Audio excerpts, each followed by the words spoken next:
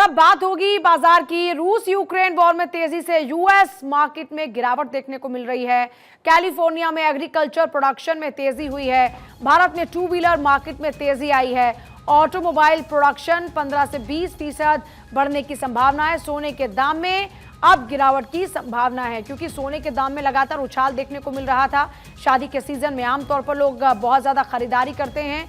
ऐसे में रूस यूक्रेन वॉर में तेजी से यूएस मार्केट में गिरावट दर्ज हुई है। अर्थशास्त्री हमारे साथ में इस वक्त मौजूद हैं आकाश जी।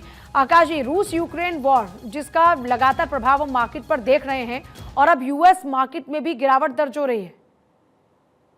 बिल्कुल आपने सही कहा पूजा जी, बहुत सही आपने पॉइंट आउट किया। रशिया यूक्रेन वॉर का इम्पैक्ट ग्लोबल इकोनॉमी पे आज से नहीं, जब से शुरू हुई है तब से है। और शुरुआत से दर्शकों को बता दूं, जब रशिया यूक्रेन वॉर स्टार्ट हुई थी तब यूएस की इकोनॉमी, दुनिया की सबसे बड़ी इकोनॉमी, 2 क्वार्टर्स के लिए लगातार नेगेटिव जीडीपी ग्रोथ उन्होंने दिखाई थी। तो बार बार रशिया यूक्रेन वॉर जिस तरीके से इंटेंसिफाई होती है, ग्लोबल इकोनॉमी पे असर डाल रही है, क्योंकि global economy already slow down का शिकार है। पहले रशिया यूक्रेन वॉर चल रही थी, उसके बाद इजराइल का इशू आ गया। इजराइल का इशू भी पीछे अक्टूबर में हमने देखा, अक्टूबर के स्टार्ट में बहुत इंटेंसिफाई हो गया था। कहीं ना कहीं जियोपॉलिटिकल सिचुएशन जो है ग्लोबल इकोनॉमी को अभी भी जो है किसी तरीके से, बहुत तरीके से मैं कहूंगा बहुत सीवियरली नेगेटिवली इंपैक्ट कर रही है। गोल्ड प्राइसेस के अब कम होने की संभावना है।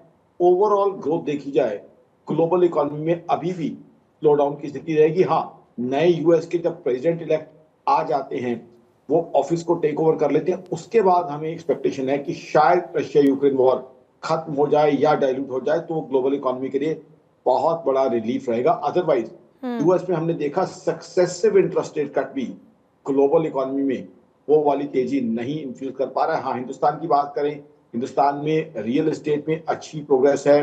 अब यूपी में जो बाई इलेक्शंस के ऑफ कोर्स अभी तक तो जो है मात्र जो है प्रेडिक्शंस हैं, जो अभी तक एग्जिट पोल्स की बातें हैं, उसके बेस पे ये लग रहा है कि हाँ, रियल एस्टेट प्राइसेस जो है जिस तरीके से बीजेपी को बढ़त मिलती हुई दिख रही है, real estate prices Noida extension और यमुना एक्सप्रेसवे पे और भी ज्यादा तेजी से बढ़ सकती हैं, जिस तरह के जो है ऑलरेडी एग्जिट पोल्स के नतीजे हम यूपी बाई इलेक्शन के दिख रहे हैं।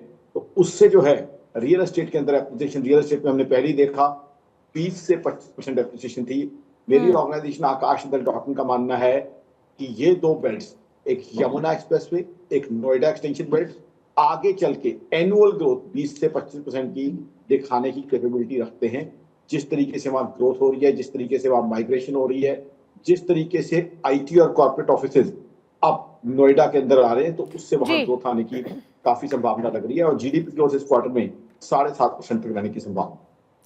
आकाश जी, बहुत शुक्रिया जुड़ने के लिए। और क्योंकि देखिए आकाश जी लगातार जो प्रोडिक्शंस करते हैं वो परफेक्टली एकदम सेट बैठते हैं और उनके प्रोडिक्शंस एकदम सच्चे होते हैं।